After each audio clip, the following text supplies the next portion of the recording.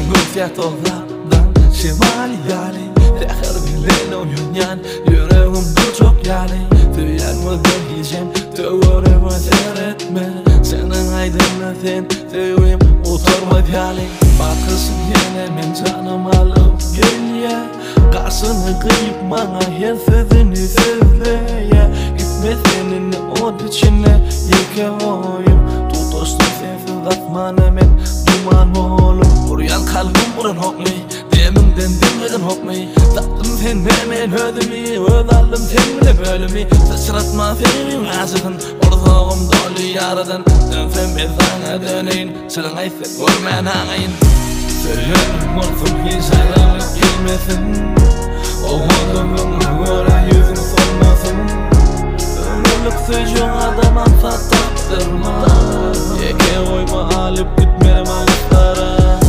Söylerim olsun hiç ayrılık gelmesin O adamın göre yüzün solmasın Ömürlük söylüyor adam ansat taktırma Yeke oyma alıp gitmerim ağızlara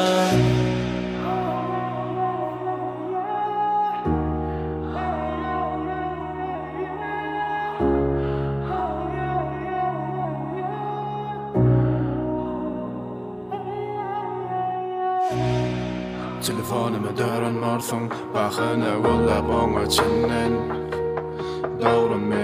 fonumu çalsın varsın Düşün olup selfie tədildin Günü günü dosyali Yüreğimin hosari Sen bolmalı elbette bu dertlerimin bossani Sen kahramanı vol yazıp oturacak efsane Söyüşme sevim aythani Bez yalim esfami Gülün del, ayım del Karşı yetlife dingem o Günlü dost, günlü sırdaş Sensiz hiç yere yürem o Gel bu dostluğu uğrunu söyle Gitme uzaklara izine kay Sen bile durmuşsun lezzetiken Ben sana çınım ayttım senem ay Söylerim olsun hiç ayrılık gelmesin